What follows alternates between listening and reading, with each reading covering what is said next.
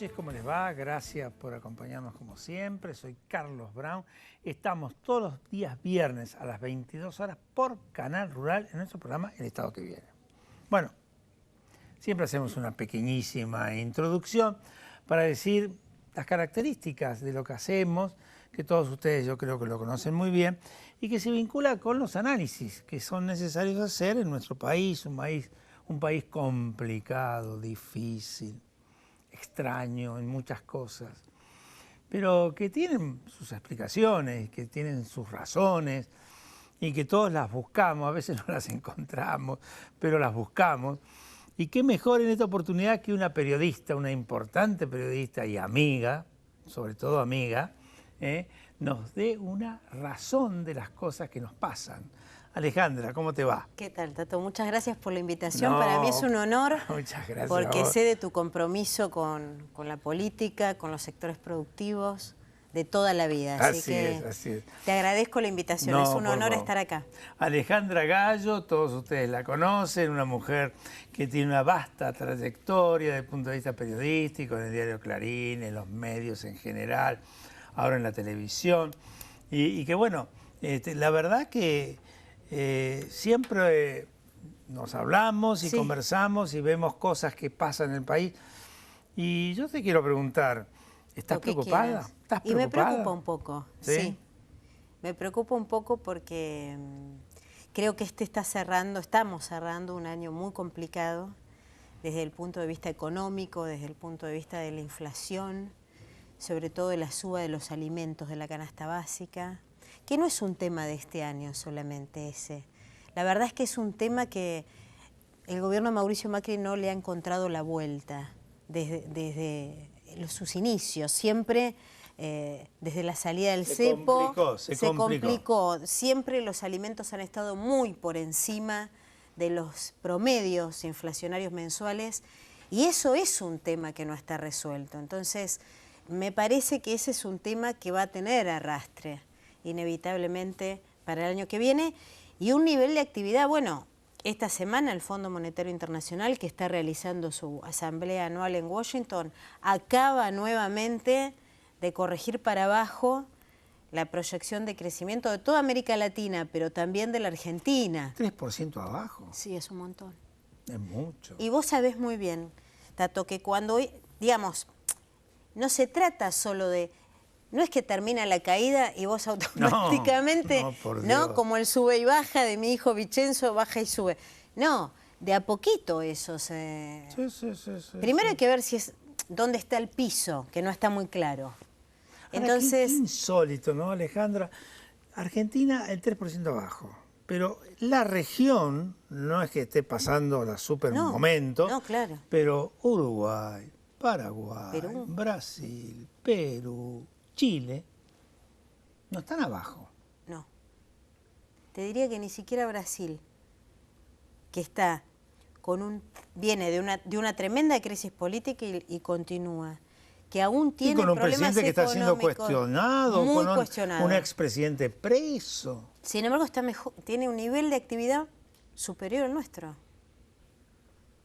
Negativo, pero con un mejor desempeño que el nuestro. Entonces, fíjate, ¿no? Aún eso. Ahora, vos que has estado tantos años metida en el tema de la información económica, ¿no? Sí. Qué increíble, porque ¿cómo pueden otros países? Hoy en Perú hay problemas. En Bolivia se discute este tema de la superreelección del presidente. Sí. En Uruguay no se sabe bien cuál va a ser el resultado de las elecciones.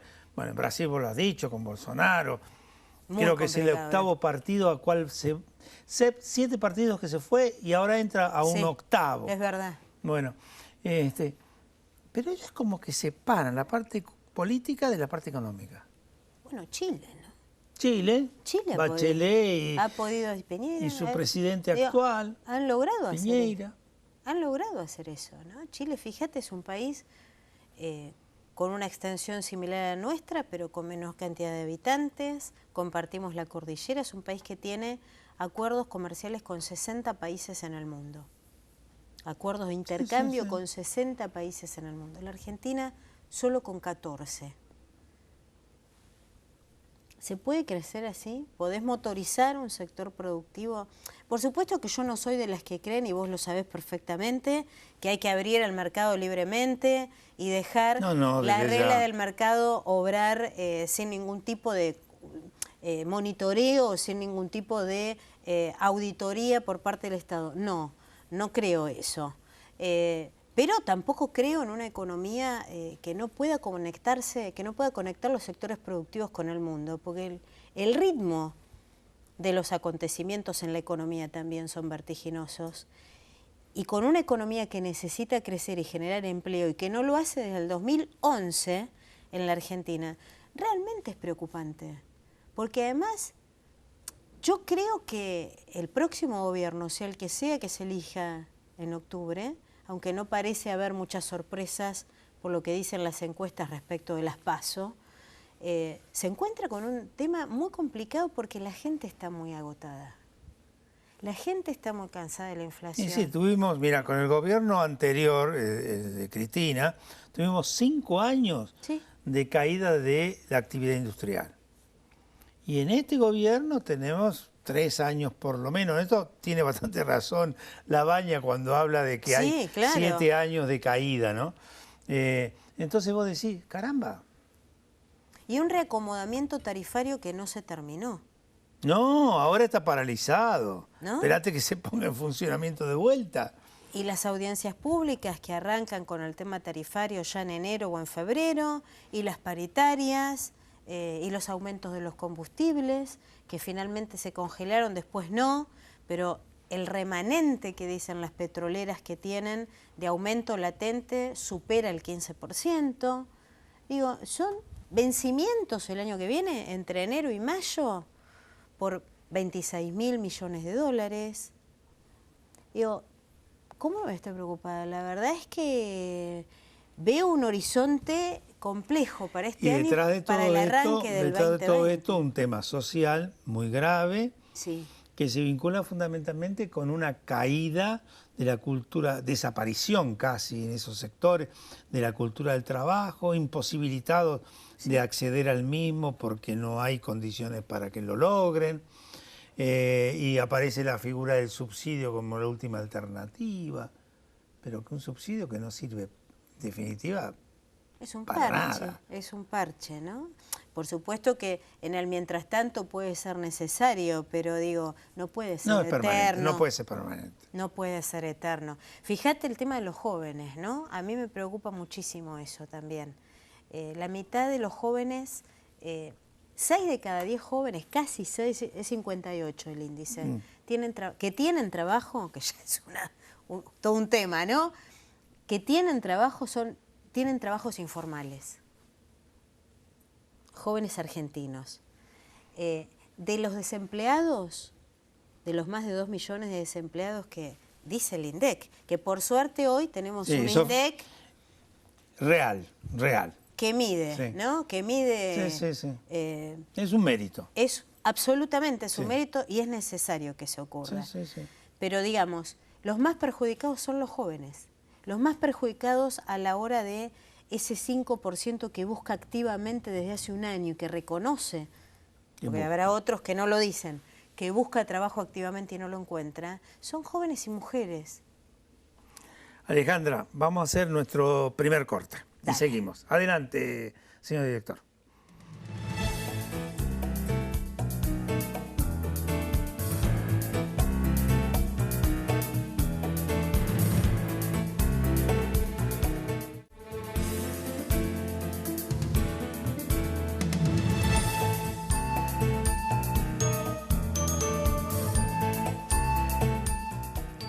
Alejandra, todas estas cosas que con vos hemos charlado en estos 2 bloques anteriores, la verdad que dicen que la política es compleja y que en este país es más complejo que otros países, evidentemente. Pero debería haber un camino para resolverlo. Hablamos de un acuerdo, ¿no?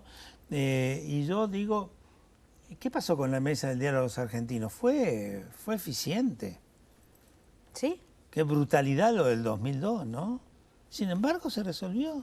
Exactamente, se pudo resolver. ¿Y cuántos otros se intentaron, no? Porque cuánto amague hubo, en definitiva, ¿no?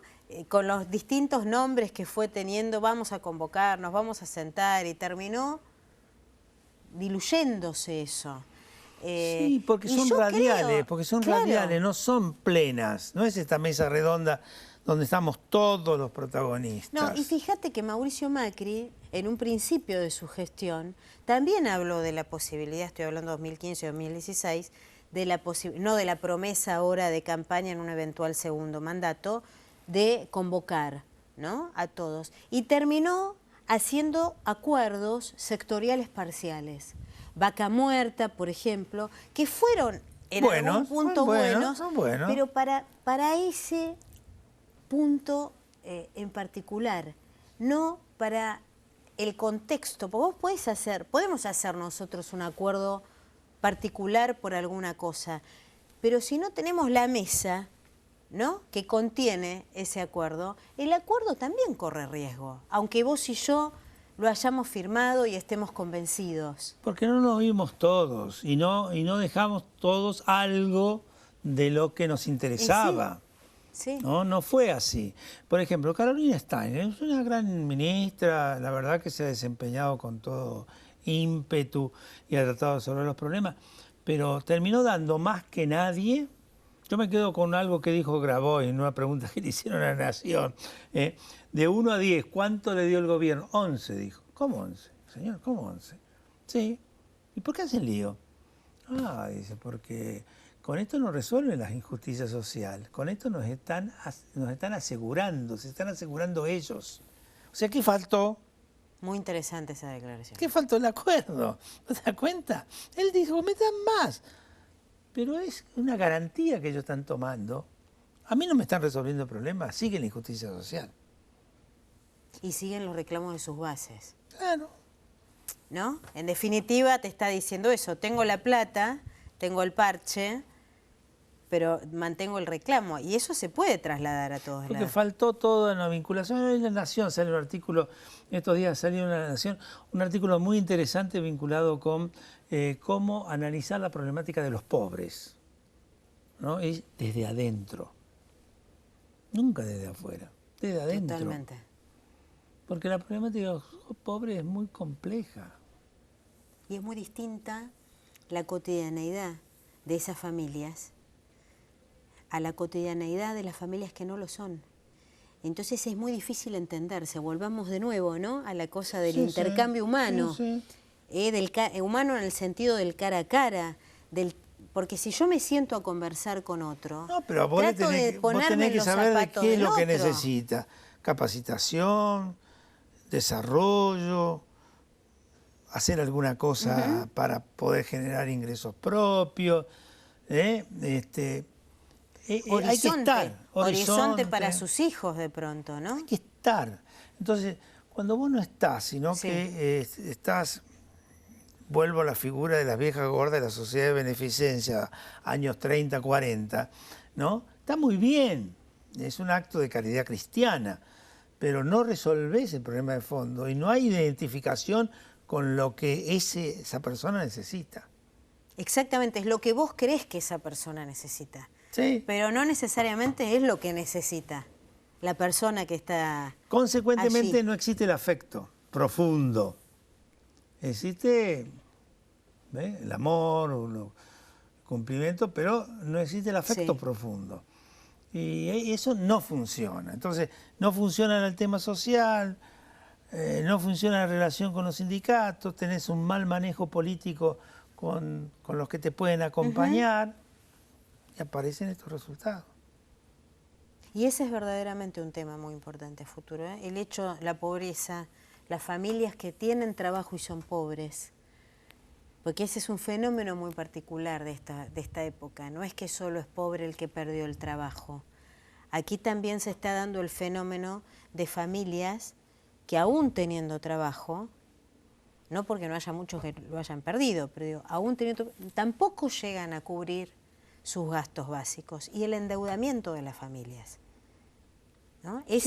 Digo, pensando en, vos me preguntabas por el futuro, eso me parece que sin duda es algo a resolver de la inmediato. Matanza inundada, barrios de ponele. sectores medios bajos, pero laburantes, Sí, claro. con el agua en sus casas. Que pagan impuestos. Y que pagan impuestos. Desde hace años. Sí, yo lo escuchaba por Desde hace televisión el años. otro día, decía, qué horror. Fue Dios. tremendo lo del fin de semana. Sí, sí. Pero aparte, un tipo diciendo, yo soy laburante, yo trabajo, pago impuestos, no puedo estar en otro lugar. Y la casa medio metro dentro de agua. Qué feo, ¿eh? Muy feo lo que trae eso después, ¿no? ¿Viste? Porque no es que se inundó y listo. No, Todas las pobre consecuencias tío, posteriores pobre persona, por Dios. No, es que, a ver, hay que lograr esto y al mismo tiempo, y ahí aparece la crítica a los que fueron gobierno anteriormente, no utilizar a los pobres en beneficios electorales. La sensación que uno tiene a veces de esta utilización del pobre, de tener pobres, porque me conviene electoralmente. Bueno, Kicillof, cuando fue ministro de Economía, yo siempre lo recuerdo eso. Kicillof, que muy probablemente sea el futuro gobernador de la provincia de Buenos Aires, cuando fue ministro de Economía, le ordenó al INDEC que no siguiera midiendo la pobreza para no estigmatizar a los pobres. Qué locura. Eso no es política. No es política. Eso es No, eso es mezquindad, conveniencia desde el punto de vista del que está... oportunismo. Claro.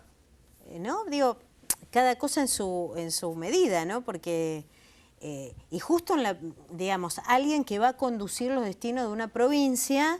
Que tiene la pobreza y la marginalidad en todas las puertas alrededor del Gran Buenos Aires, la capital federal, ¿no? Igual. Alejandra, muy contento de haberte tenido en el programa, la bueno, verdad. muchas gracias. Y una buena charla. Yo muy contenta de que me hayas invitado y que hayamos podido concretar este encuentro. Así es. Esperemos que tengamos una Argentina que sea distinta, ¿no? Algún día, por lo menos. Yo creo que sí, vamos a trabajar. Bueno, nuestro compromiso para eso. Gracias, Gracias Alejandra. a vos. Muy amable. Y a todos ustedes los esperamos el viernes que viene.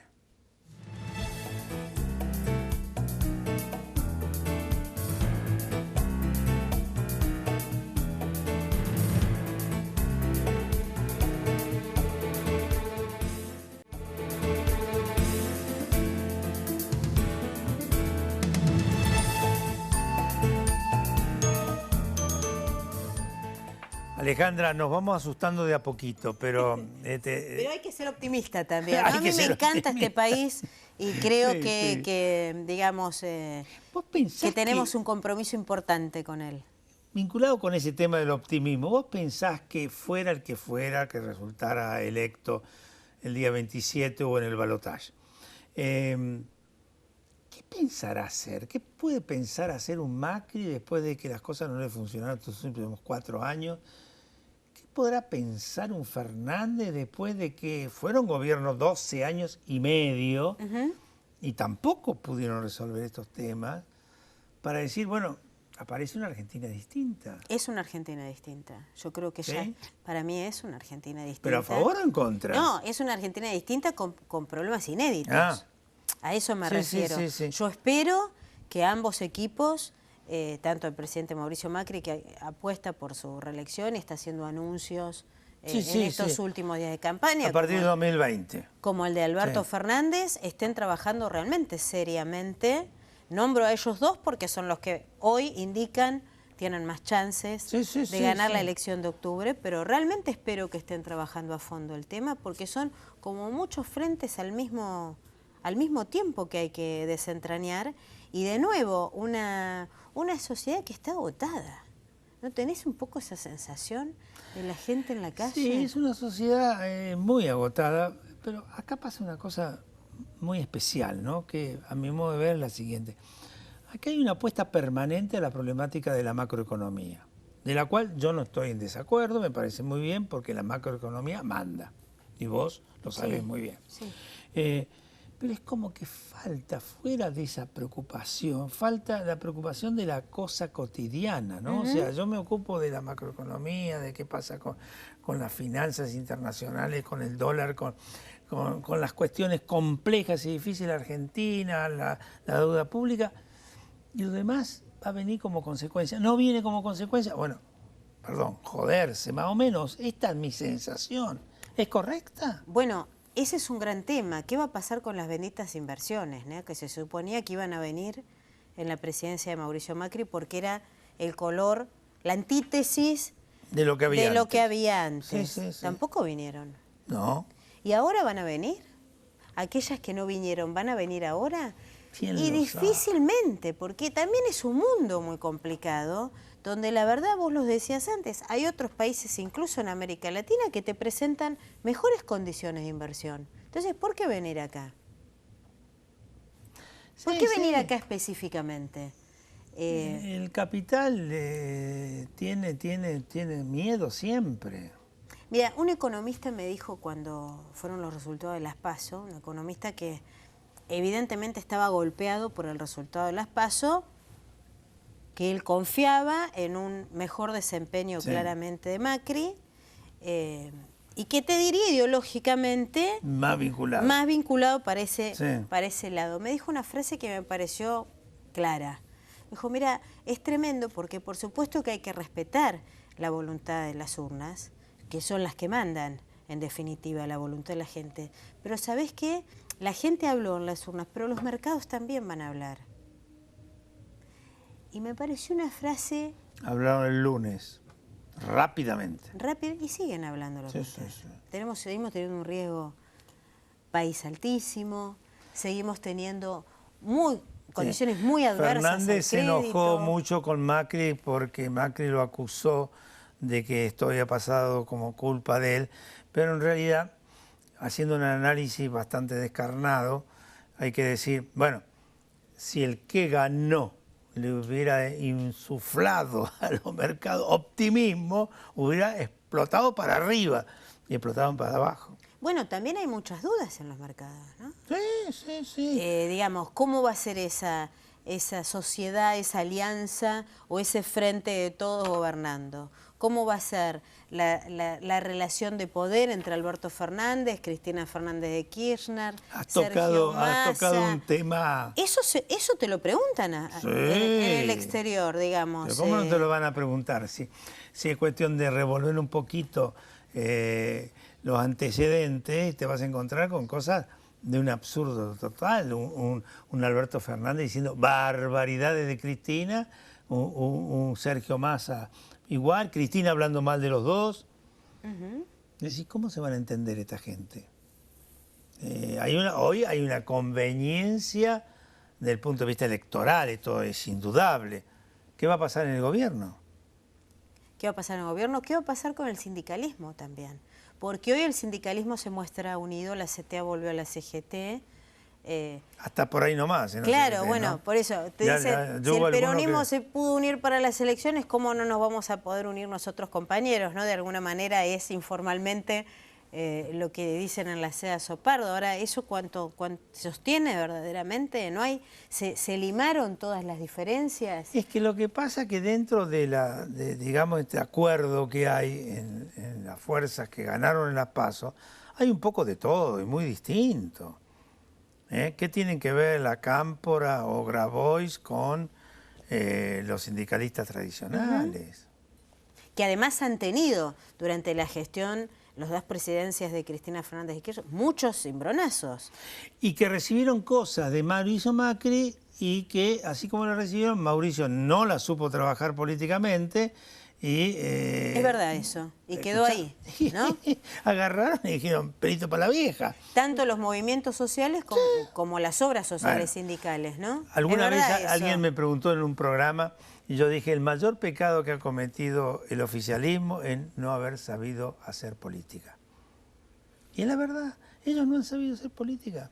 Han creído que haciendo edificios, dándole a los piqueteros, entregándole a los sindicatos. La política tradicional.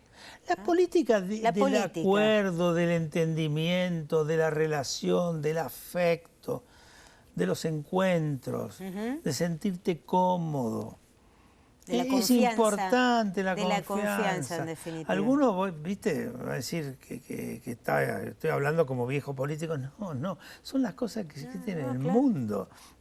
Si yo a vos te tengo afecto, te tengo confianza y aparte te doy cosas, mi relación es indestructible. Ahora, si yo te tiro algo, como las viejas gordas de la sociedad de beneficencia, y te quito valor, vos me vas a agarrar y al mismo tiempo me vas a despreciar. No hay afecto entre nosotros. No, y no hay confianza. Y no hay confianza. Y eso es fundamental. Igual. ¿Cómo se resolvió lo de Ecuador, en definitiva, no? Entre comillas, sí. en una mesa de diálogo. ¿Dónde está la mesa acá? ¿Dónde está la mesa acá? Porque lo radial es radial, pero ¿dónde está la mesa? Que acuerdan todos. Vamos a ir al segundo y último bloque y entramos al final. Adelante, señor director.